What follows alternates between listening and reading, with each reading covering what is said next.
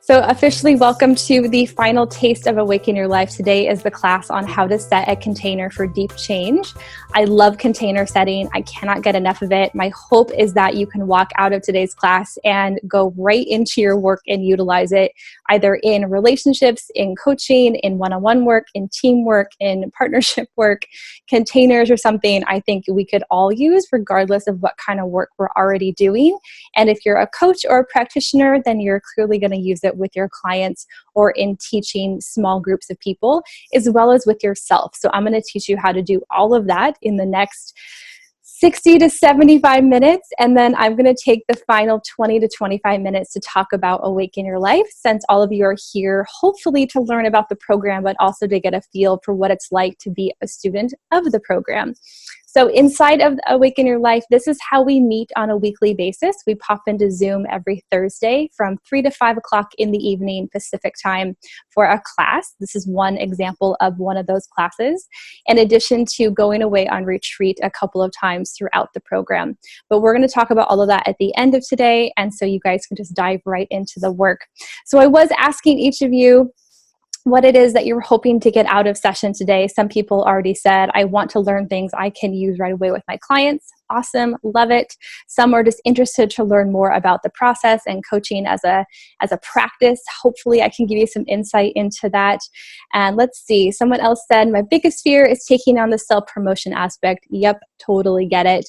I already do this, but when you are your brand, this is a scary idea. Totally appreciate where you're coming from. And I love helping practitioners utilize their skills as practitioners, because we know how to do sales and business better than anybody. It's one of the big secret myths that no one talks about, because you guys are designed as practitioners to help people, and people who buy products are looking for help. So it's a really beautiful, easy way to connect those things. So we'll talk a little bit about how to do that just through the context of the container today. Someone else that I know, I've heard you talk about it before, but it's something I've had a tough time wrapping my head around. Awesome.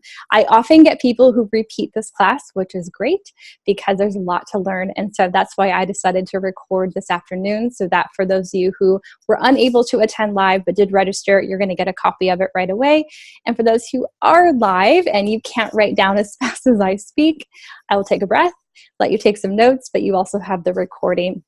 All right, so we're going to dive right into the content. And I want to open by saying I feel like I'm on trend, because Brené Brown in her new book, Dare to Lead, which is a fabulous read. Well, I say fabulous. I'm only 38 pages in, but I can't get enough of her work. So highly recommend it. This is a book about how to bring vulnerability into leadership positions. And if you are a practitioner, guess what? You're a leader, whether you like that phrase or not. Leadership is not just for groups and teams. It's also for how you work with people one-on-one, as well as how you lead yourself inside of your own business. So I love this book. And she says right here in the first chapter, she says she's referencing a leader who's talking about setting the container for a conversation, a tough conversation, which is one of the uses of a container. And she says, the leader is naming some of the unsaid emotions and creating what we call a safe container by asking the team what they need to feel open and safe in the conversation. This is one of the easiest practices to implement, and the return on the time investment is huge in terms of trust building and improving the quality of feedback and conversation. I couldn't agree more. But then she goes on to say, I rarely see teams, project managers, group leaders, or practitioners take the time to do this. So couldn't agree more. It's such a simple concept, and yet it's easy to skip over because we just want to do the work. But setting a strong container for yourself and your clients is a huge portion of the work. It's going to do a lot of the work for you. So without further ado, let's dive in. So like I said, when I am in the slide mode giving my little spiel and talking on this content, a couple of things are going to happen.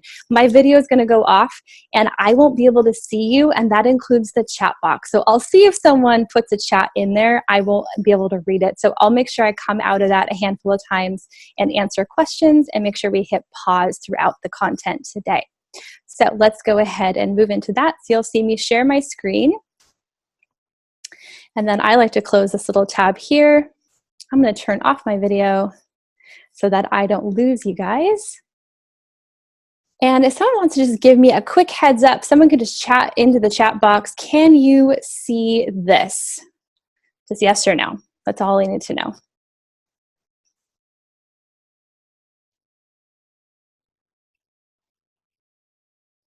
Let's see here. Yes, yes. Perfect. Thanks, guys. Appreciate it. All right, let's get started.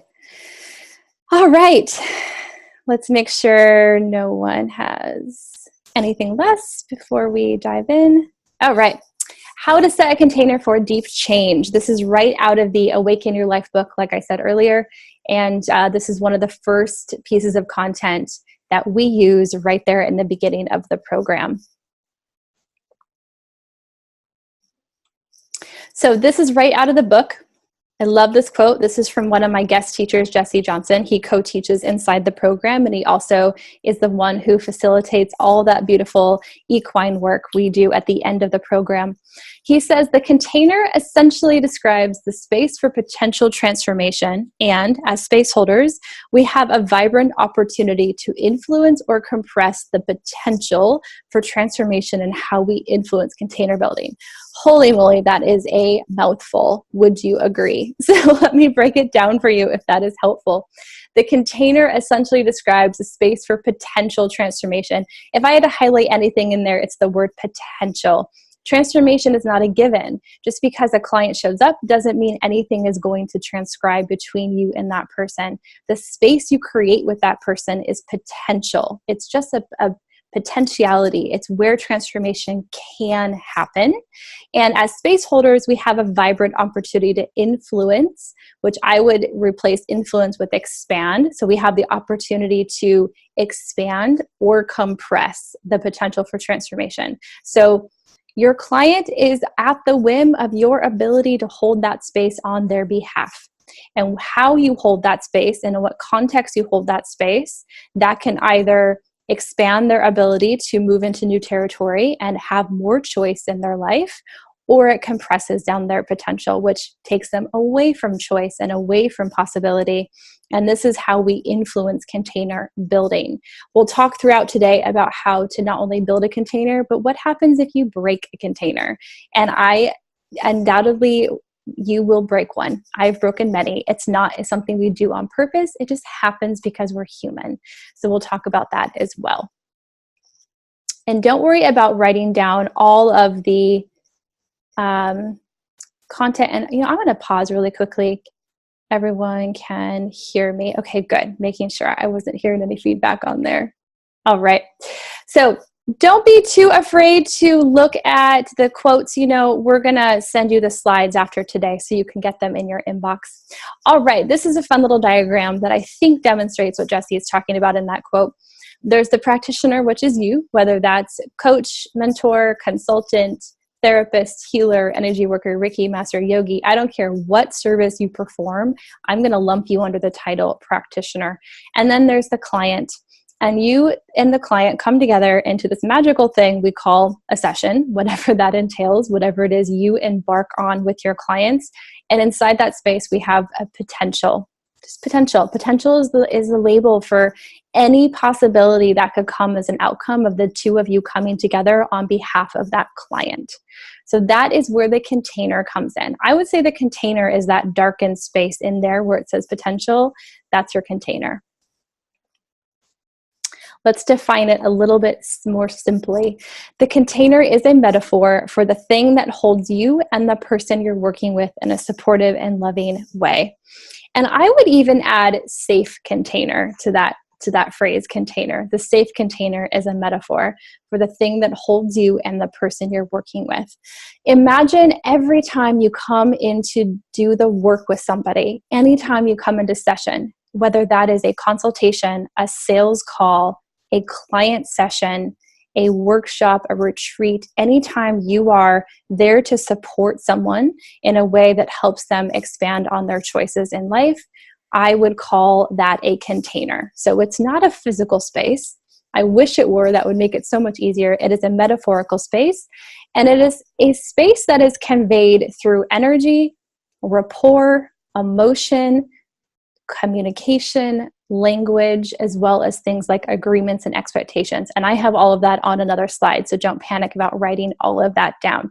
But essentially, the container is the thing that you build by preparing your client for what's to come, following through on your end of the deal, and helping them transition out of that space each and every time.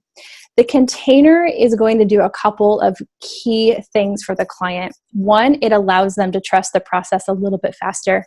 Two, it allows you to trust the process a little bit faster. And three, it creates a lot of safety. Safety is imperative to change. I don't think I could say it more simply than that. Safety is imperative to change. In fact, if you were to draw a little equation, I would put safety, underline it, and then under that would be change. Safety trumps change. And safety has to come in the form of physical safety, emotional safety, and mental safety. Our clients have to feel like they have the ability and can trust the space in which they are going to utilize change. I don't care if you were consulting someone on how to make six figures, or if you're coaching someone through trauma, or if you're a therapist helping someone through a divorce. I don't care the context of this. It is still imperative that we have containment around that so that the client can get there that much faster and they're not questioning what they're doing there in the first place.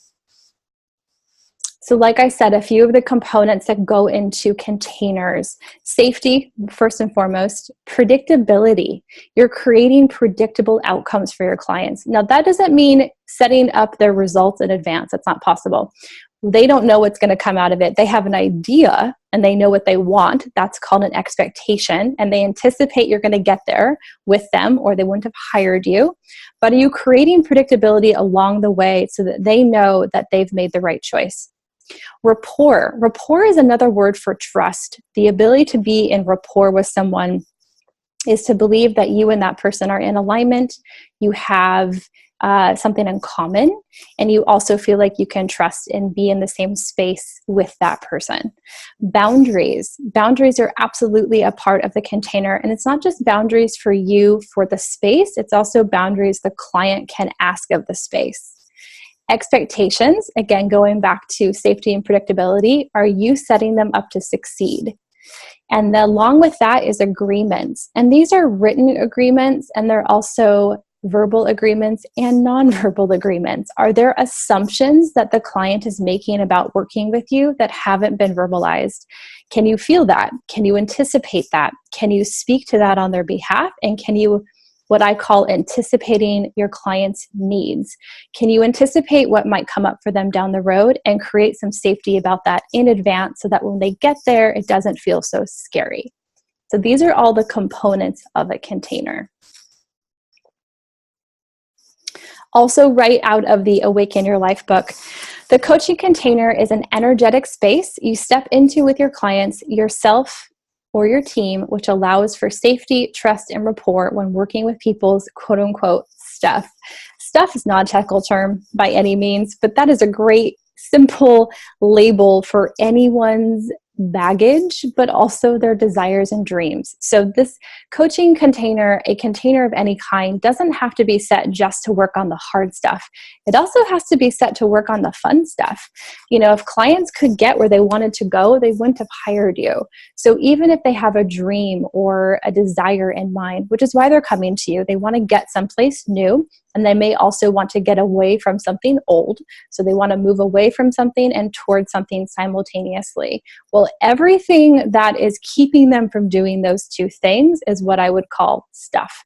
That could be baggage, that could be limiting beliefs, that could be old habits, old narratives, old stories. It can also be dreams, desires, unmet needs, goals, values, and anything under the sun I have yet to label yet would go under that title.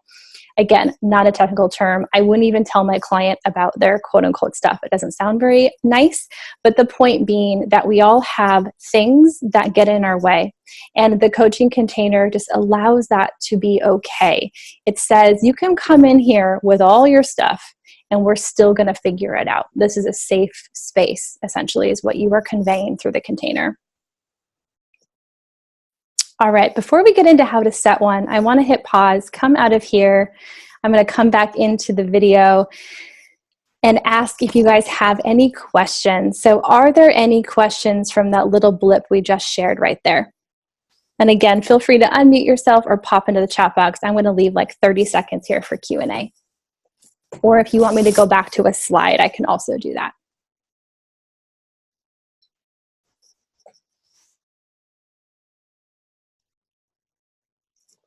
We're just setting the framework so far, but any questions on that?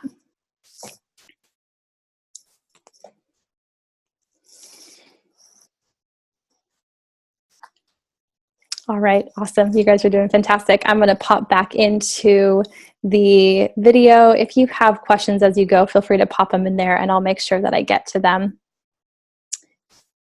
when we need to. All right.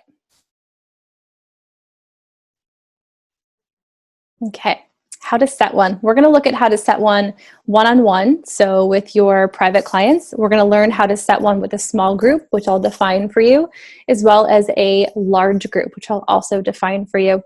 So in one-to-one, there are 3 steps to setting the container. There's the pre-container, the first time you have a conversation with somebody, or the first time you have the official session, and then ongoing. So pre-container includes things like expectations and helping somebody get prepared. The way that I do that is through a few things. One, my bold agreements, which someone remind me, and before we end today, I will get on my website and share what those look like. Reflections and pre-session emails. So a bold agreement is different than a client disclosure. So there's a technical form I use called a coach-client disclosure, which includes all of my basically code of ethics, but as well as my scope of practice. It's something that I legally have to have my clients sign that says, here's where I can and cannot facilitate support in your life. I am technically a alternative healthcare practitioner, and that is defined for me on behalf of some of the education that I have. And so depending on what kind of practice you're running, I'm happy to help resource you and get you those forms that you might need. That's not what I'm talking about here, though. So that is a technical form that needs to be signed on behalf of me just to save my butt from liability, essentially. Then we have our bold agreements. Those are a little bit looser. Those are agreements that I make with myself and with my clients. And those are things like, I bring my intuition into this work. I believe my clients are whole, resourceful, and capable adults. I believe that clients have the insight and advisement within them, and that my job is to help guide them to that advice and not give it to them. These are just a few examples, and there's more where this came from. There's also agreements about what it means to me to be a coach. And I would encourage you to define what it means to you, depending on what kind of practitioner you are.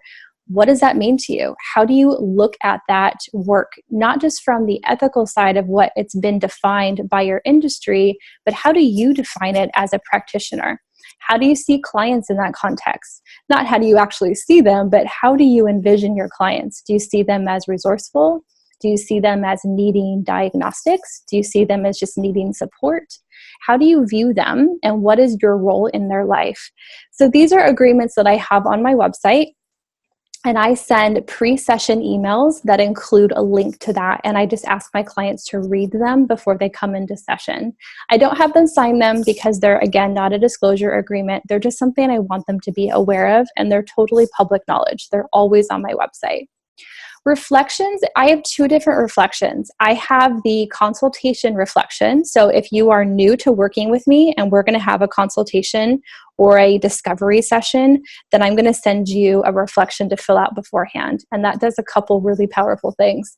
One, it tells me why you want to hire me, which I need to know. And if I don't know that before I get on the phone with you, then I'm going to spend the majority of our call trying to figure it out. And I'd rather bypass that and just dive into the work and give you a sample of what it's like to be a client. The other thing it does is gives me some context and containment around sales. So for a lot of people coming in to work with you, and this is a beautiful use of the container, the place where we leave people hanging the most is the most vulnerable place in our work, which is when we go to actually invite them to pay for your services. So I use things like session emails and reflections to help set the container around the sales piece alone. I will have people tell me if I'm allowed to talk about my program with them. I make it very clear. In our conversation today, this is just an example. In our conversation today, we're going to explore coaching together and what that might be like for you as a client. Following our conversation, may I share with you my program options? And then they get to check a box. Yes, no, I don't know. And if they check I don't know, I ask them to just explain because I don't want to make any assumptions. That is sales container setting. That's a great use of the container. What I've done is created predictability. They've just given me green light, red light. So they're in the driver's seat. They've just learned about my process. I ask people permission before I sell to them. They've also got some expectation for the session. Oh, we're going to explore coaching, and if I choose to, I can learn more about the process. So that's an example of a pre-container just on the consultation. Now, if they're a client and they've already booked, then that reflection is more of a welcome kit. So it has some basic stuff I need, like name and phone number, email, where am I going to send their call recordings, address. If a client is willing to share with me, I like to send cards and gifts during the holiday season. So I ask for addresses. And then I also ask for more context around the work. Even though we've already had a consultation or they filled out an application and I know why they're coming to work with me, now that we're through that threshold and they're actually a client, I need to know what they expect and what they hope to get out of being my client. That's huge. And then pre-session emails, it's basically a welcome kit. And it's an email that says, here's a link to your bold agreements. Here's a link to your new client reflection. Here's how our first session will go and what to expect out of even the first 30 days working together. Here's how to contact me between calls. And here is what I expect of you and what you can expect of me as your coach. That is a container. That's a pre-container. We haven't even gotten on the phone yet, and I've already set them up to feel like I have their best interest at heart. Then we get on the call for the first session. Now, the reason I do so much legwork up front in the pre-container is because the last thing you want is for a client to pay you money and for the only notification they get is a receipt and maybe a schedule link because they booked a call. They need to hear from you personally. That's a big one for me. You're in a relationship business. Be in relationship with your clients. Create that bridge and let them know this is how I communicate. So during the first session, now this is not the sales conversation. This is a full-on first client session. They're a paying client. They've come to you. You're starting the work. That first session is really designed to set the tone for the work and share your process. I review the bold agreements. So do you have any questions about what you've read? I review their disclosure agreement to make sure they understand their legal rights as a client. I also want to review their new client reflection. And then we're going to talk about goals. So in that first session, we talk about, I have 6-month agreements. So we talk about 6 months, 90 days, and 30 days. And then we zero in on that single session. So I'm really chunking backwards. So I start with the big picture and I get a little bit more narrow until we're at the today mark, and then we can begin the work. Ongoing, the goal with ongoing container setting is to maintain rapport, keep producing evidence. That basically means keep doing your job and getting the client results. Stay in communication and healthy contact with your clients and make sure you're fulfilling your expectations and fulfilling your agreement to them. The fastest way to break a container and to break rapport is to not do what you say you're going to do, or to only do it some of the time. So inconsistency may as well be nothing. So if you do something inconsistently, the brain and the client registers that as they never do it. And if a client comes to you and says, I want out, they opted out a long time ago, mentally and emotionally. They're just now physically getting around to saying no. By the time a client says, I no longer want to be a client, we probably broke rapport a long time ago. So that's not the time to try and hustle back for the client. That's the time to really check in on where did we break unintentionally the space that we were holding for them. That's how to set one for one-to-one work. Let's talk about small groups. I define a small group as anywhere from 3 to 20 people. And this doesn't matter if you're in person, on the phone, if you're doing a virtual class like I am here, or if we are in a larger conference style room. So for those of you who do group work, retreat work, run workshops, host masterminds, mentorships, things like that, teach weekend-long intensives, whatever it is you do with groups, this is going to be for you. So we do things a little bit differently. You still want to send, I'm going to go back here, you still want to send all of this stuff, you know, your expectations, your agreements, your pre-session emails. You want them to be prepared for the work. But then when we get there and we're in front of the group and we're going to start teaching, we want to first prepare their nervous system. This is huge. We have to make them feel safe in this space. And the fastest way to do this is to activate their parasympathetic system. So we have sympathetic and parasympathetic. And the easiest way to remember this, and again, in Awaken Your Life, we go down the rabbit hole on neuroscience. So I'm just going to give you a little splice right up front. Your sympathetic nervous system, I like to think of it as your fight or flight. Now, that is a super simplistic view of it. It goes way more in depth than that, but that is responsible for keeping you alive.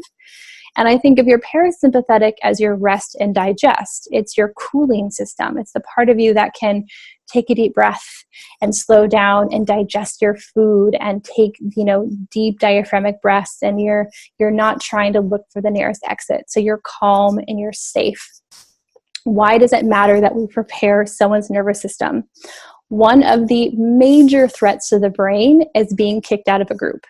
That is part of your mammalian brain, your tribal brain. It's the part of you that is hardwired for connection. We are terrified of not belonging. And it's not just a social anxiety. It is a fear bred into your DNA. You are designed to stay inside of tribes. So when we're in a group, whether it's 3 or 20 people, you have a mini tribe, you have a mini community. And the first thing we want to do is acclimate people to that community, and so that they feel like they belong. And if they don't feel like they belong, then comes in the sympathetic nervous system, and then they're unable to do things that they need to do, like learn, engage, participate, and actually integrate the information you have to offer them. I cannot zero in on this enough. This is such a simple process, and yet I rarely see speakers take advantage of this. So a few ways to get the nervous system nice and acclimated. First and foremost, don't ask anyone or single people out right up front. That's why when I come into these classes, even though you're in your own home and you're in a safe space, I ask you to use the chat box. It's safe and it's anonymous. Pop something in there. You don't even have to say anything or speak up or be on video. It's super safe and easy for you to participate, but I've taken the threat level out of it. When we're in a group that's live, we can do things like have everybody stand up. I love doing this one. And in fact, wherever you are, you can do this right now. Stand up, put your hands together, and then roll them around like you're rolling a ball of dough. This is all I tell them to do. And just move some energy around. I talk to them about letting their day go. I talk to them about really getting into the body, to not concern themselves with what they did before, what they're going to do after, just to be present, and then to shake their hands out like they're shaking enough water. And then I have them take a seat. So I just got them into their body. The next thing I might do is have them take a few deep breaths as a group. So I'll ask them to close their eyes and take what I call a sloppy exhale, that's just like not healthy, over exaggerated exhale. And then I ask them to take an intentional deep inhale and have them open the mouth and take a nice deep exhale. So now we are literally activating the nervous system. The other thing I might do is prepare the group and set the tone. So this is step 2. This goes along with nervous system. Before we ask people to engage, we want to ask them to become one. So prepare the group as one. Set the tone for the work by mindfully helping the group connect and feel safe together. Never, ever, ever, ever, ever, ever, ever, underline that a million times, never, ever go around the room and have everyone say their name and why they're there, and have them give you a 10-minute spiel about their life. That is the fastest way to do 2 things: break rapport and lose interest, because it's not engaging. And all people are doing on the right side of you and on the left side of you is worrying about what they're going to say. Oh my God, I'm next. Oh my God, I'm next. Oh my God, I'm next. And so they're no longer in the room, they're in their head. So what I like to do, a couple really simple ways to set the tone. First and foremost, put them in small groups. We call them pair shares, groups of 2. Turn to your neighbor, introduce yourself, and tell them why you're here. Awesome. Simple. And then ask the group, would a couple of you like to share with me what you just learned about your neighbor, or would you like to share with me why you're here? It's called self-selection. It gives people the ability to integrate into the process on their own time. The other one I like to do is called milling about. Milling, M-I-L-L-I-N-G, like a miller, milling. And we basically have everyone stand up and just saunter around the room. So again, gentle, quietly. This is a silent activity. And then I have a chime or a bell, and I ring the bell and say, go to the person you're closest to. And again, share your name and why you're here. And then I ring the bell and I have them move about again silently. And then we do that again and then again. That starts to acclimate them to different people. So now we're taking up space and we're looking people in the eye and we're getting comfortable with the space. The third one I like to do is called taking a spectrum or a temperature of the room. A really easy way to do this, especially with groups of this small, is put people on a fake or a faux spectrum. So I create a spectrum out of nothing from this wall to this wall. And I have people line themselves up. And I'll say, on this wall, you know exactly why you're here.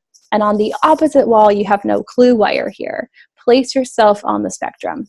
What this does is give you a ton of information about your room. You just learned in 30 seconds who knows what and who isn't so sure. You also get to see who puts themselves in the middle. You get to see who comes to the front, who goes to the back, and then you can go down the line. If you have a small group, ask each person. If you have a larger group, have people self-select and share individually, why did you place yourself where you did? That's called a spectrum. Essentially, all we're doing is getting them engaged in the room without having to say much of anything. And it gives you a ton of feedback, and it also gets them comfortable with each other. And then the last thing I do with a small group is I prepare them for my process. So then I start to share a little bit about myself and how I teach and what they can expect from the day with me. I do that last because I want them to be comfortable so they can actually take in information. So we prepare the nervous system, prepare the group, and then we can prepare them for the work. All right, I'm going to pop out of here real quick and see what questions we have, if any, inside of a group. I'm going to keep off my video for right now, but if you have a question, feel free to pop into the chat box or go ahead and raise your hand or just speak up if you have a question. I'll come back into the room. So questions so far, all making sense. Anything on one-to-one or small group?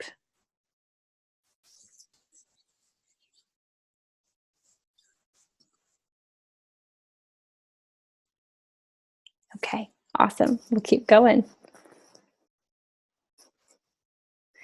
All right, let's talk about large groups. And I apologize, that green is a little difficult to see, so I'll go ahead and speak all of that for you. So I would define a large group as anywhere from 20 to 100. The only difference with a small group and a large group, well, there's a couple differences. One, the intimacy of the group. So in a there we go. In a small group, you're going to know everyone in the room by the time whatever it is you're doing is over. In a large group, you're less likely. And large groups depends on why they're there. Are they there because you put them there? Are you hosting an event? In which case, you're probably going to get to know everybody. Are you there because you're a speaker or workshop leader or a teacher and you're there to basically facilitate on behalf of somebody else? Is that like a conference, a summit, something like that? So that's one of the difference makers. The other difference maker is size of the room. And again, that's my first tip right there. Room size and movability. It's harder to do things like milling and putting people on a spectrum when you have 100 people in the room. So different variations on this. Instead of having people mill about or get on a spectrum, I have them stand up or sit down. So I'm doing a summit talk this weekend for the Superwoman Summit.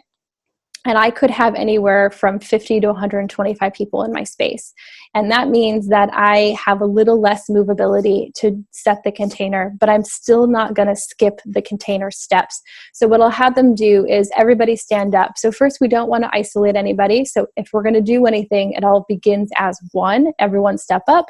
So everyone's standing. And then I'll say, sit down if, and I'll give them a prompt. This is their first year at the summit. Again, we're starting with easy questions. Okay, now everyone stand back up.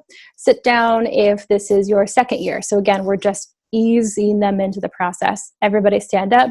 Then we can get more complex questions. Sit down if you know exactly why you came to the session. That's more for me than for them. I want to know why people are in the room. And then I might have them stand up and do it again, but this time for people who don't know why they're choosing to be in the room, have them sit down. And then I might take a pulse. I'll have people raise their hand. Would anyone like to share with me why you stood up when you did, or when you sat down when you did? Another thing to consider is group size and space for smaller connection. So large groups are a great time to use pair shares. You know, turn to the person next to you. They're already sitting next to one, so there's an automatic group of two, or turn to the two people behind you and form a group of four. There we have small group connection. The faster you can put them in small groups, the easier it is going to be on the entire space as a whole.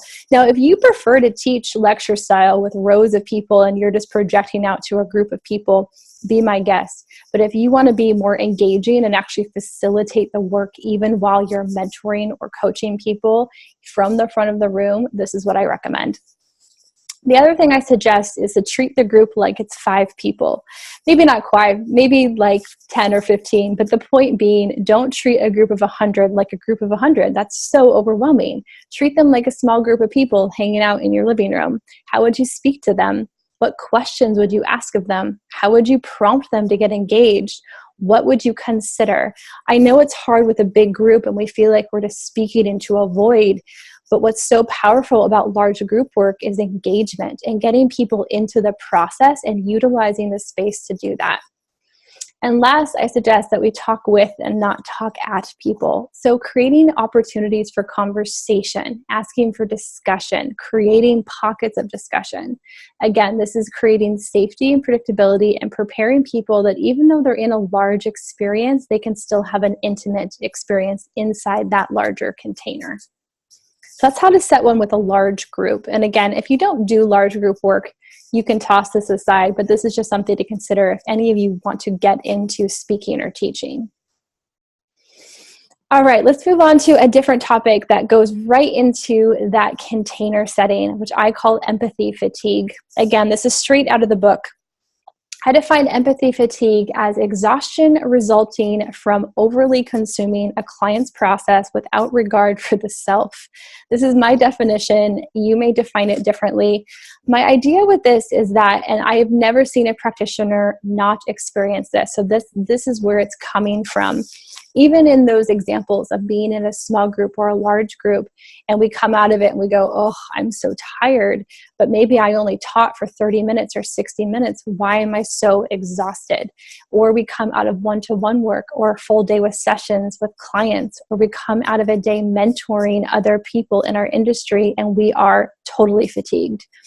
And one of the ways we can check in is this physical exhaustion or energetic exhaustion? There is a difference.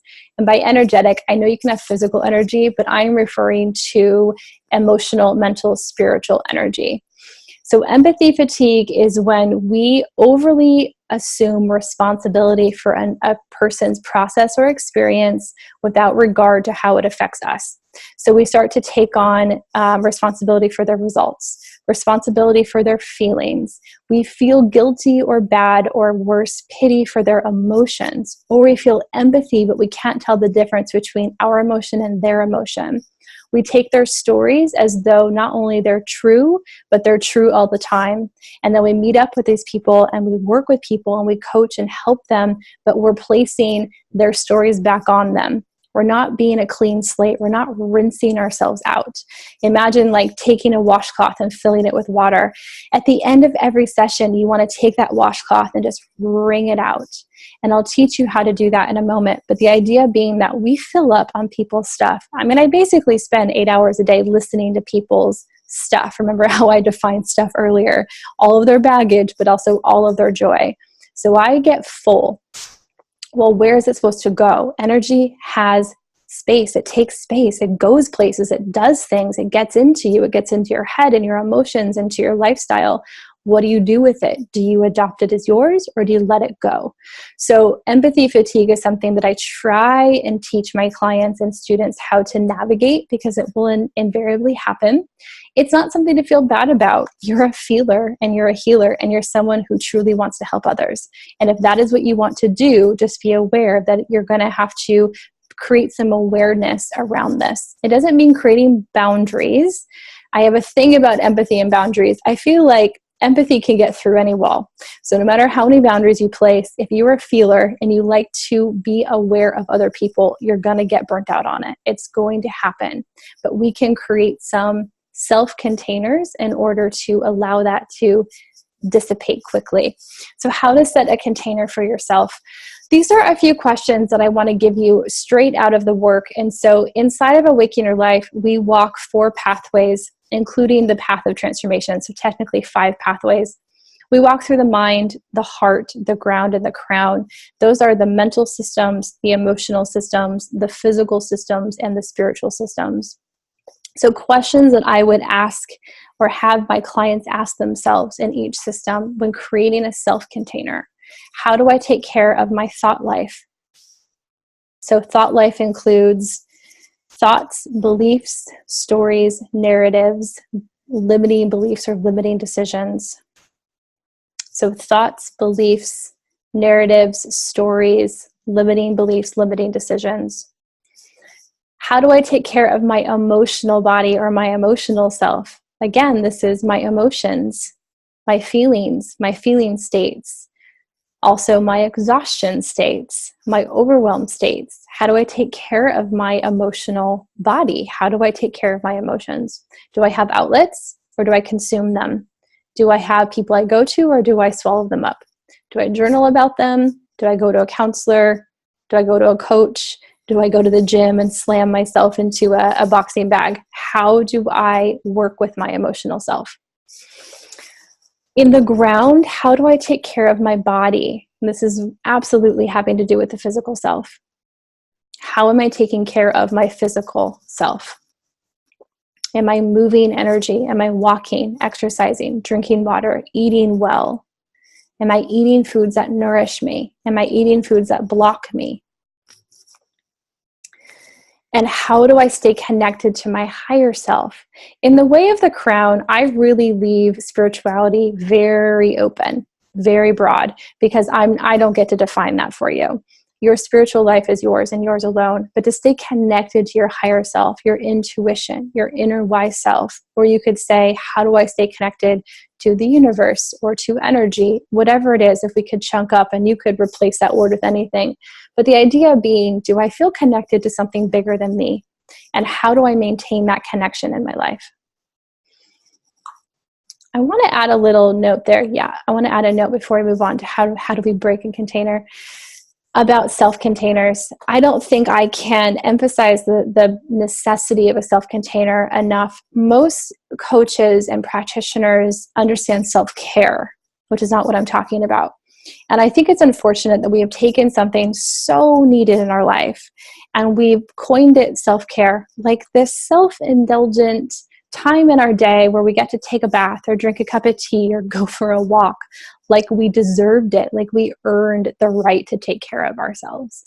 And I think in our culture, we have a hyper focus on excessive working, excessive doing, excessive fiery yang energy. We're excessively out, exceeding beyond our abilities, beyond our energy, beyond our nature.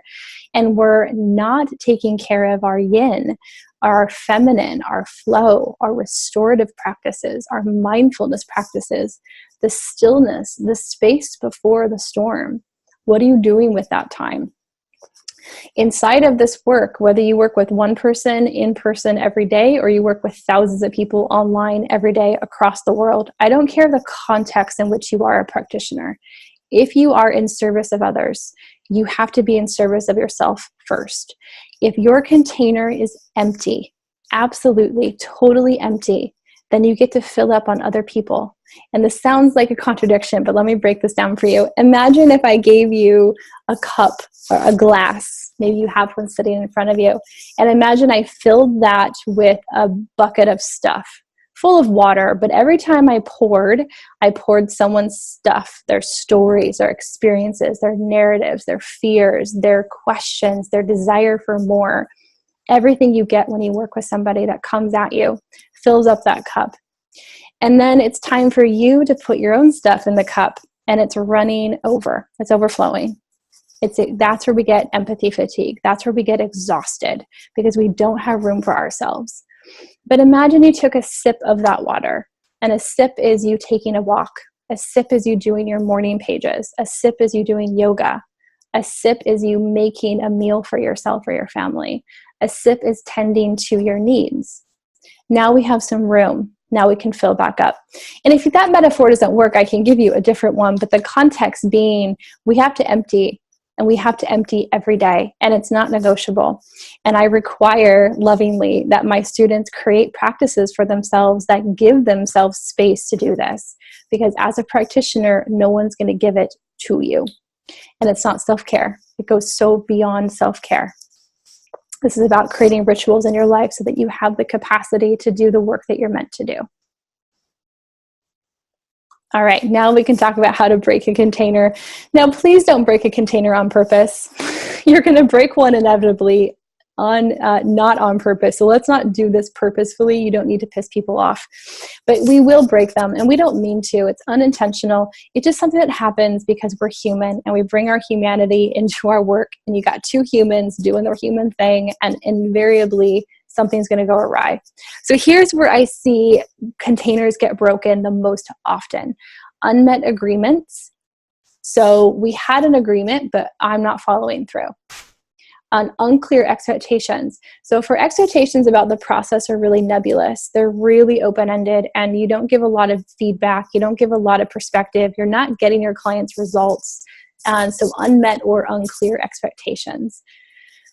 We assume authority creates trust and rapport.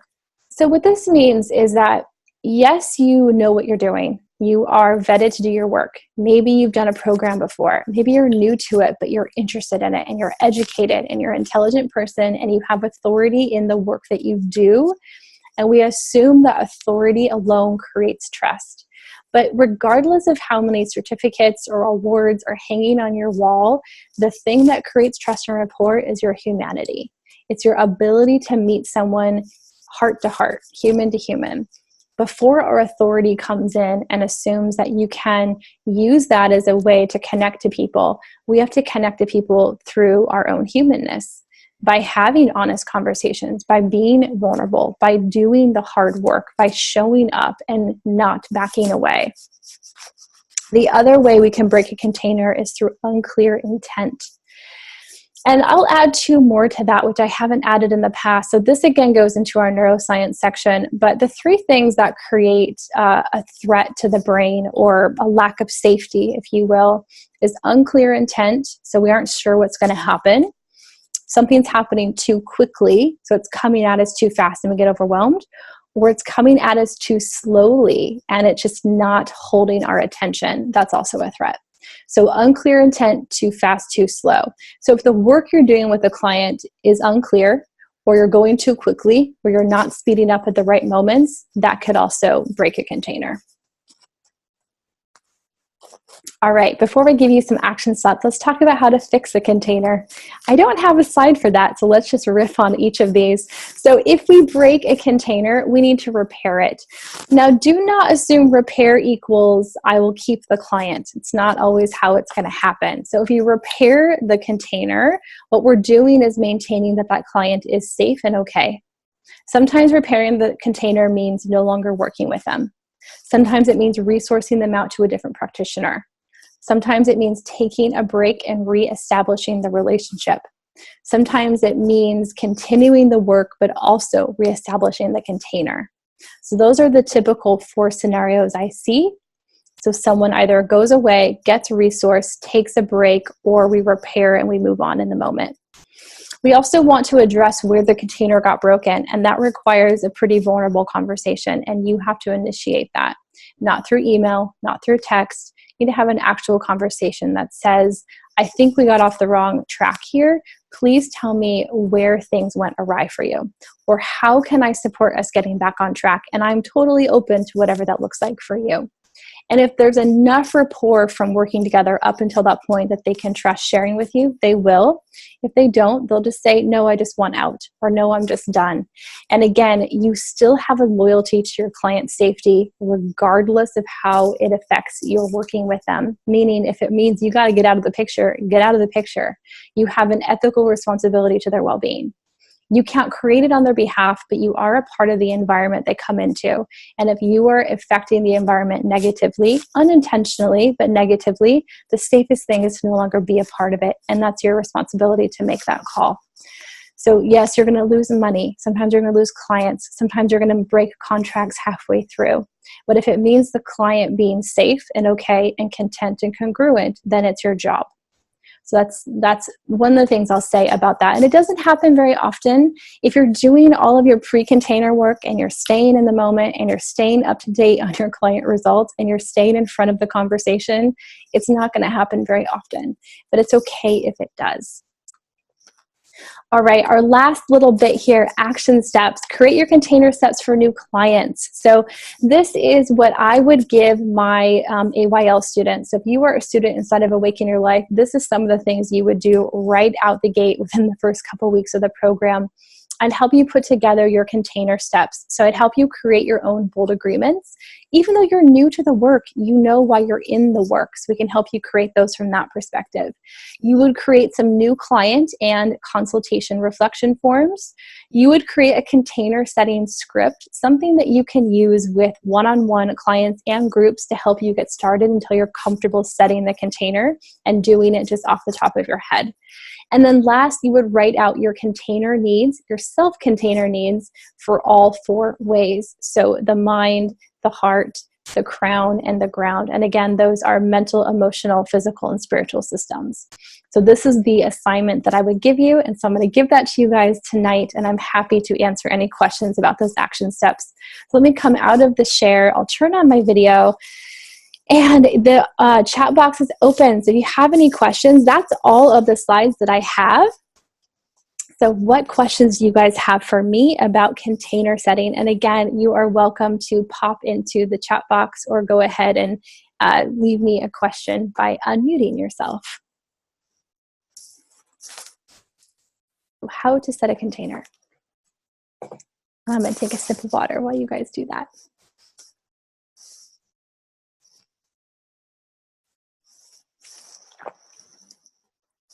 I know a couple of people had to pop off, but for those of you who are still here, any questions at all? You guys are rock stars at container setting, I hope, by now. Anything unclear?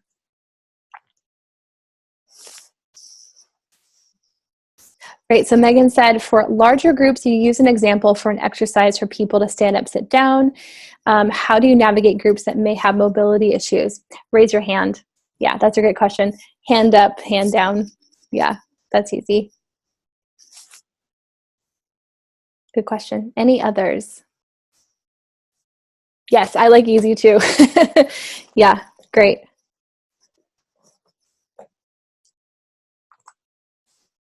What other questions about container setting? And you can also take this beyond the scope of container setting. If there's a question you've wanted to ask me about your own practice or your own coaching, feel free to use the space now to do that. Great. What was the question you asked before doing the spectrum? It depends on the context of the groups. I was giving just a very broad example, but in my in my Awaken Your Practice, which is my business mentoring weekend, I use a question about what they hope to get out of the weekend. So on one end of the spectrum will be, I know exactly what I came here to get. And on the other end of the spectrum would be, I have no clue what I came here to get. I just have to be in the room. So I give them a spectrum along that question, and then they can choose where they want to go based on that. So change the question to the context of why someone is there.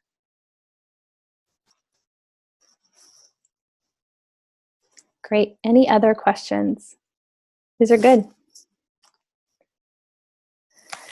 Oh, great. So it was so helpful to have you put words to how to break a container. Yep, I've experienced that both as a practitioner and a client. I'm sorry, I have too.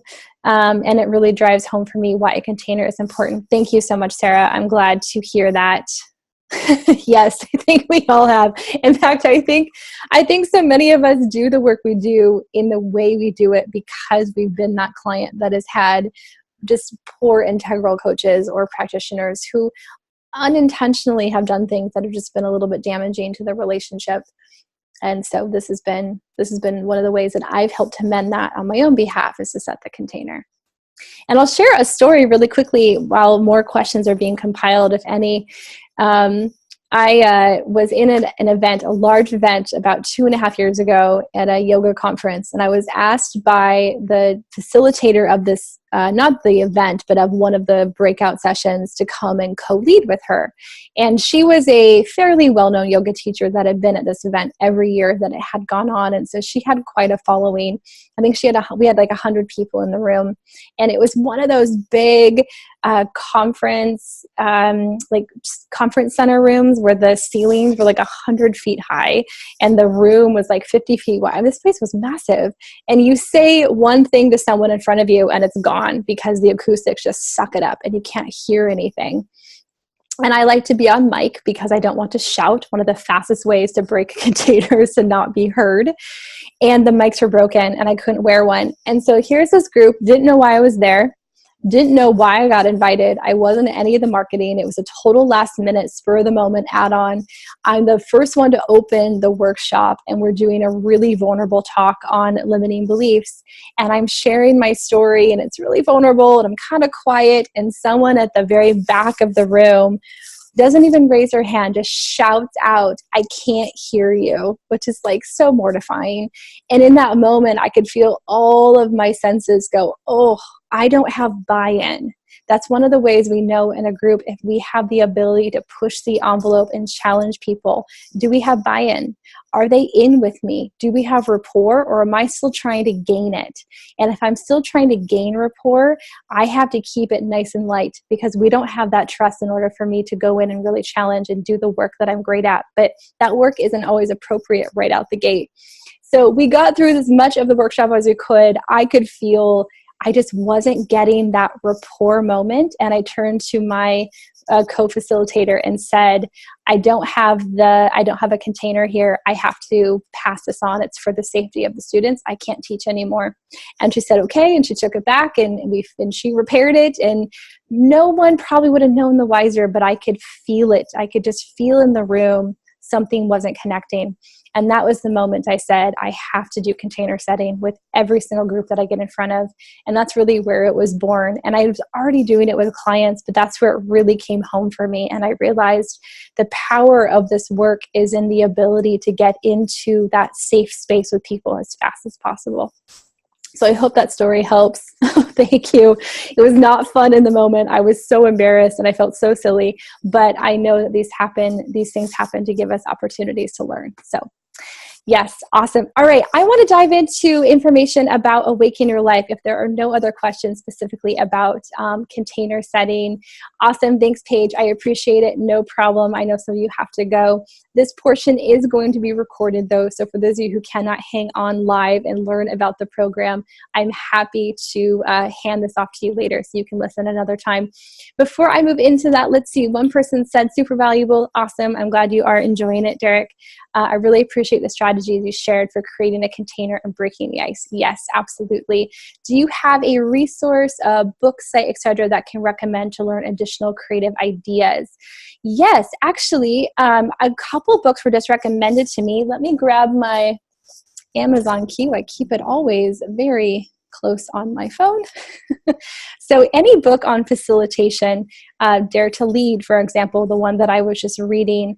And let me pop into here. There's one that someone recommended recently that I was really excited about. And of course, let's see if I can find it. Facilitating with Heart. Facilitating with Heart by Martha Lastly. So that's one that was just recommended to me. And then again, Dare to Lead, just came out by Brene Brown. And then I also have a great book. Here it is. Might be the same, no, different author. Transformational Speaking by Gail Larson. That's another one. So again, these are more books on facilitation and leadership and less on container setting, but a good facilitation book is going to teach you how to set containers and how to use creative exercises and ways of getting people engaged, icebreakers, if you will, that give us the buy-in of the room without singling people out. So those are some recommendations for you. Thank you for asking. Great question. All right, let's talk about Awaken Your Life. So I'm going to pop back into the slides. I have everything all queued up and ready to go. And then I will come out and make sure if there are no other questions before we head out this evening. So Awaken Your Life is the only 200-hour Master Coach training program that also changes your life. That is a mouthful. I was thinking about this before tonight. And, the reality is this program is really designed by a life coach. That would be me. I am a life coach, obviously, and I love coaching. I love teaching, but at the end of the day, what I love most is being a coach, and I love speaking to this work from the perspective of a coach. And so essentially, this program was first created as a coaching program that I thought, well, if I'm going to take people through this level of intensity of being a client, I may as well also teach them how to coach this work with other people. And so I turned it into a training program, and that is where it stands today. It is a very long training program. It is 200 hours, but it is full of beautiful information and lots of engagement and ways to get in front of the right people and facilitate the kind of change that you hope to create with people in your own practices. So let's look at the logistics of it. This is a 200-hour training, and it takes place over 9 months. So we start November 1st, which is just a couple of weeks away, and we end the weekend, I believe, of August 11th. So it goes all the way through next summer. So the program includes in-depth course material. There's a hands-on practicum. There's mentoring, coaching intensives, as well as business building. So the curriculum navigates, like I mentioned earlier, the transformation through those 5 ways. So the way of transformation, which is basically your container of coaching. So all of the coach skills that go on I would call the perimeter, they're what keep everything intact. And then inside of that container, we have the mental system, which is the way of the mind, the emotional system, the way of the heart, the physical system, which is the way of the ground, and the spiritual system, the way of the crown. And again, the transformation is the piece that holds all those pieces together. So let's look at each piece individually. The way of transformation, here's how I look at transformation. I don't think I could make it simpler than this. Your job is to help people increase choice. That simple. If you could write anything down, I'd write that down. Your job is to help people increase choice. So what I will teach you to do is translate your vision for your work, whatever that might be, in a way that helps people transform their life by opening up what is possible. The way of transformation will prepare you for creating a container with your work that helps people shift their life from, I believe, the inside out and then also the outside in. So you'll learn the very principles I use to be a coach, as well as the principles I know work to facilitate long-term change with individuals, as well as small groups and large groups, depending on what style speaks to you the most. The thing about transformation is, yes, we want to increase people's choice. Yes, we want to give them more possibility. Yes, we want to increase their potential, but we can't just give them advice. We can't just show up and say, here's what worked for me. Here's how I would do it. Here's what I think is possible. Clients don't need cheerleaders. That's what their best friends are for, and their parents and their partners. They need people who are willing to have challenging conversations, who understand what's going on behind the scenes. So when clients come to you, they don't know all that's going into the stuff that they're talking to you about. That's not their job. Their job is to say, here is my current reality. Here's what I know. And your job is to say, here's why you think that way. Here's where it came from. Here's where you're going with it. Here's where it might have been born.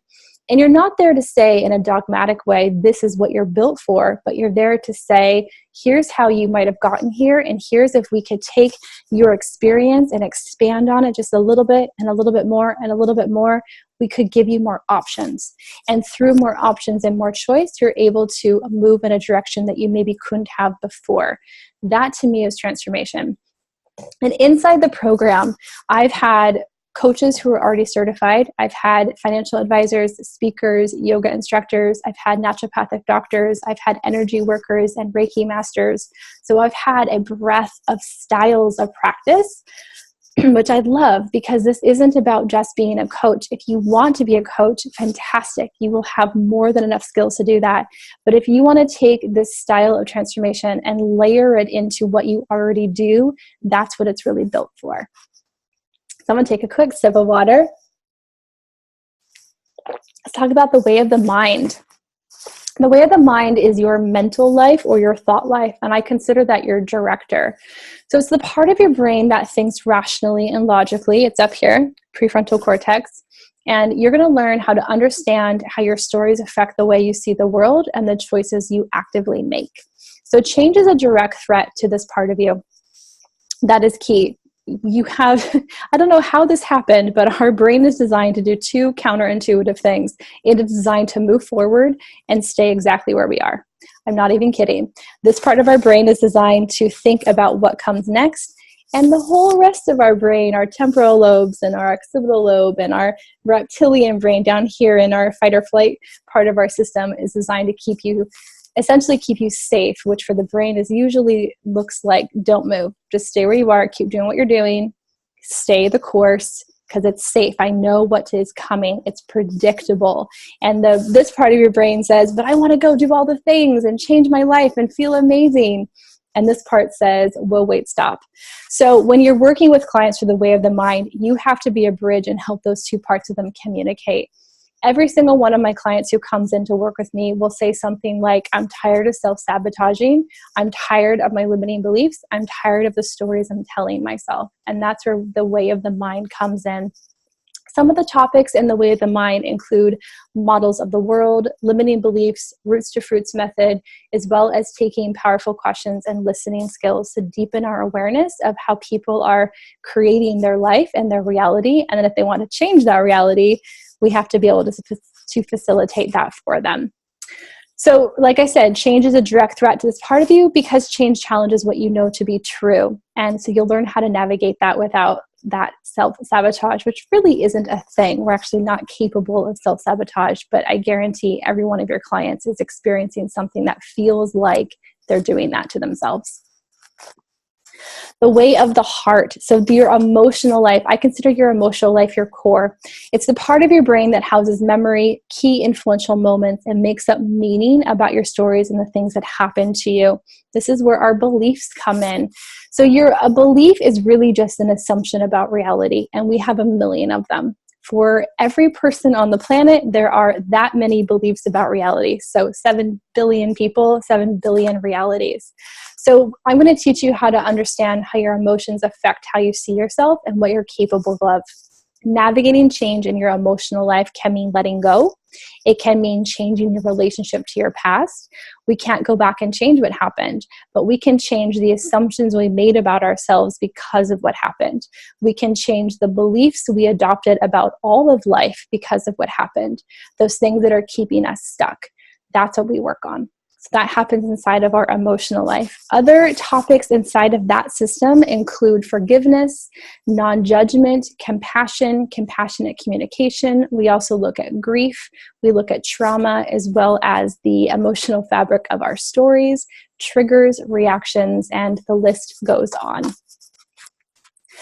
The way of the ground. So inside the way of the ground, we're not looking at our physical body, but we are going to look at our brain. So this is the section 1000% about neuroscience. I love this section, and we look at how all of our reality is feedback. So everything in our physical reality is outcome or feedback or it's a result of something. So it's not part of your brain, but rather what you manifest or create. So that's our physical reality, is what we've created. And your physical life includes your body, but it also includes anything that can take form, like time, money, your home, any environment, relationships, things, tangible things, and so on. Understand how to read your physical life as feedback and learn how to navigate change totally from the inside out. So this is where we look at the brain in depth. We look at the threat bucket. We look at communication. We look at language patterns. We look at how to use language to interrupt states. A state is an emotional charge. So a state is any kind of neurological response that we're inside of in the moment. We use language to help come in and insert like a pattern interrupt, if you will. We also look at habits and behavior, as well as our physiological self, our psychological self, and our neurological self. It is a handful. I love this section. I don't teach the way of the ground. I have someone who has a background in applied neurobiology who comes in and teaches all of the neuroscience. So you get an additional teacher for this piece as well. And last, we look at the way of the crown, which is our spiritual life. I think of your spiritual life as your source. And it's not part of your brain, again, but rather born out of pure potential. So I think of it as all that is and all that will be and all that could be. And how you practice spirituality is personal. I cannot say that enough. So in this section, you'll learn key concepts about the soul, consciousness, purpose, soul contracts, dharma, the chakra system, pure potentiality, how to follow your bliss, as well as how to develop a powerful relationship with your intuition. We look at coaching through intuition, all kinds of fun practices to help connect you to your spiritual self. So I don't teach you how to be spiritual, but I help connect you to the ways in which you or your clients may want to practice their spiritual life and stay in contact with the bigger picture, whatever that might be for you or for the people that you're working with. Few things about Awaken Your Life that are key to keep in mind. So we walk through the 5 ways, and we do that throughout the 9 months together, including a master coach training. So that is included inside of the program. Most coach training programs just focus on this piece, the coach training piece.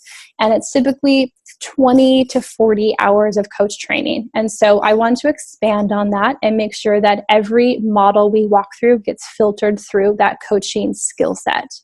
You get mentoring, and that includes business mentoring as well as one-on-one life mentoring and coaching. You're going to learn the ethics and tenets of coaching. There are some guidelines that you're going to follow. You're going to learn neuroscience and human dynamics. As far as I know, and I could be wrong, and I invite anyone to correct me on this, but we are currently the only coach training program that includes an entire section dedicated to neuroscience. Not neurobiology, but neuroscience.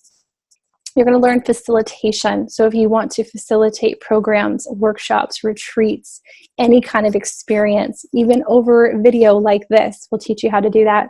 Self-exploration. So this program is designed to change your life. It's not just a training program. It is a coaching program, and it's the only one that does both in one. We have a hands-on practicum. So in addition to working with each other, you're also going to work with pro bono, a single pro bono client. You're also going to work in session. We do practice sessions. Every 3 classes, we do a practicum so that you're getting to work on what you're learning in the moment. I want you to integrate it as you go along. We get business mentoring. So anything inside my business is yours. And I mean anything. My AYL students get the best of the best because I run a private practice. I run a full-time coaching business. So anything for you as a practitioner is going to help you get that off the ground sooner than later, not 9 months, not after you graduate. Month 1, we want to start working on your business. And then the culminating project. So at the end of the year, we come together for 3 days in Portland. We do the full day Equus session at a Mustang ranch. We get to work with horses. It's a really powerful integration process. And then we spend 2 days doing our culmination projects. That's where you get to teach us. So you get to teach your cohort and your group a 90-minute teaching that culminates what you've learned about yourself through the process of the program. That is a lot of information, and I have everything on the website as well. So let's talk about one of the key components of this training is in-residence training. It's one of the things that sets the program apart. So we do 2 weeks of the program in residence, which is also a fancy way of saying we're going to go on a retreat. So our first retreat is in a month. It's in the middle of November in Manzanita, Oregon. That's our fall retreat. It's 6 days, and it's 4 full days with 2 travel days. And those 4 full days are content rich. And then we do another one in the spring. It borders between April and May. and we're in Bend, Oregon. So we go to the mountains for that one, and we spend another 6 days. So the fall retreat is the way of the mind, as well as introducing you to coaching. The spring retreat is the way of the ground. So we do all of our neuroscience in person because it's a lot to take in, and we want you guys to have the hands-on experience be the stuff that really requires in-person teaching and facilitation. Your in-person residence retreats include everything. So the cost of the program includes these 2 weeks, and those weeks include housing. We stay in really beautiful retreat-style homes. It includes a live-in chef. So I will feed you very well. Don't you worry about that. It includes all your meals. The only thing it doesn't include is travel. So you just have to get yourself there. So again, reiterating what the program includes, and all of this is on the website if you want to check it out. So the cost of the program includes the 2 6-day training retreats.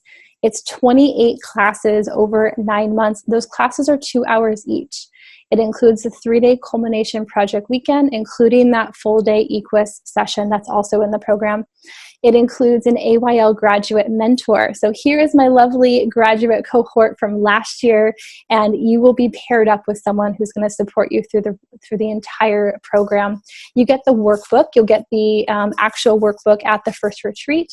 You get built-in practicum sessions. We have a private online classroom and forum. For those of you who are also inside the practice community, it's similar to that, but it's a private forum space just for Awaken Your Life students. Inside of that is also all of last year's classes, so you get double on the courses if you want them. You get to ask me anything, day or night, email, text message, call me, whatever you need, I'm available to you. You get lifetime course access. You can't go through it live every year, but you will continue to get updated versions and content as it comes out. You also get to come to Awaken Your Practice as my gift to you. So that is a $1,000 weekend. It happens in the spring of every year, and you get that completely as my gift. So that comes with. Let's talk about price. I'm going to pop into the chat box because that is so I can write some numbers in there, so that makes it easier for everyone to see. So the program is a $500 deposit, and then the remainder is 9 payments of $990.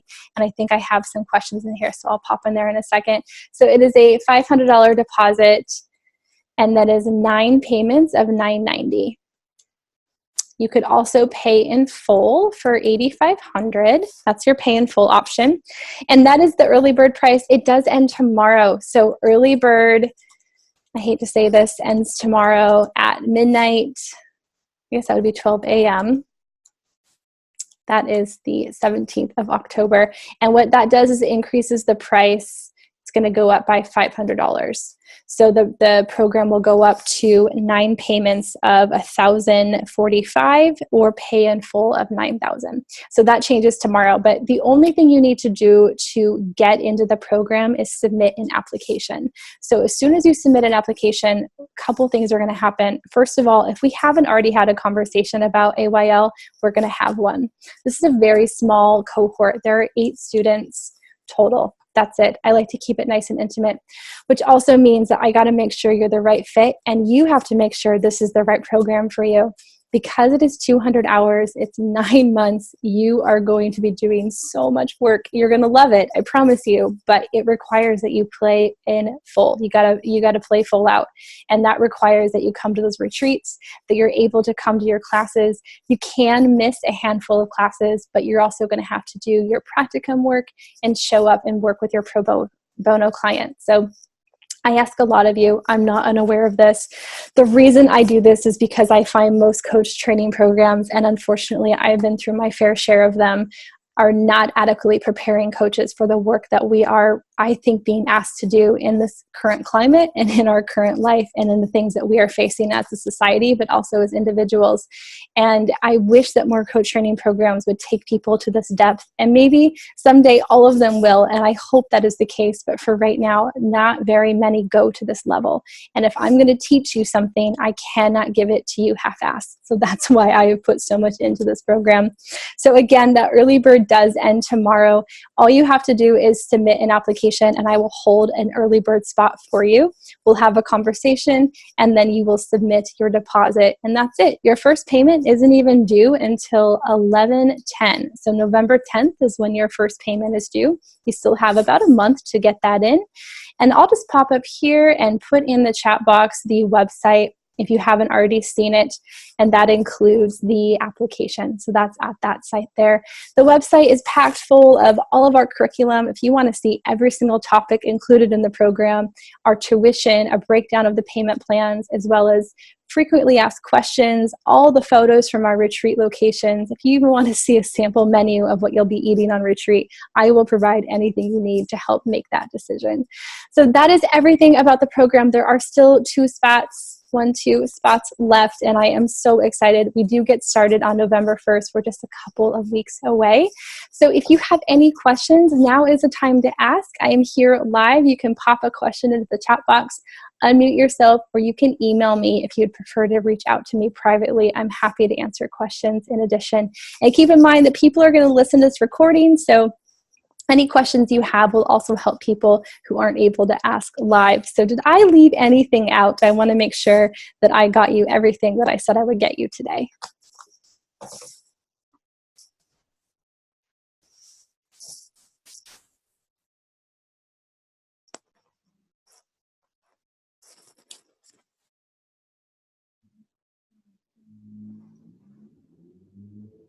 Alrighty, I think there are no questions for me. I'm gonna make sure no one's typing right now, feverishly trying to get it in. So I'm gonna just give it just another minute in case anyone has any other questions. But that is everything I have for you guys this evening. Like I said, the early bird ends tomorrow at midnight. All you have to do is submit your application to reserve an early bird spot and it'll save you $500. I am so excited to be doing this program again and to even just teach this one class. I hope that you guys got a ton out of it, and I'm excited to share it with more of my friendly community and practitioners and people out there in the world doing really beautiful things. So thank you all so much. Here, I'll just give you really quickly my email. If you want to pop in and ask me a question privately, I'll give you my email that only I read, and if you have any questions, feel free. I think I just sent that just to one person. I want to do that again. Feel free to, there we go. Everyone's got my email now. All right, you guys, have a fabulous, wonderful week and enjoy this beautiful fall weather wherever you are in the world. And I hopefully will see you guys in the program. All right, take care. You guys have a good evening. Bye.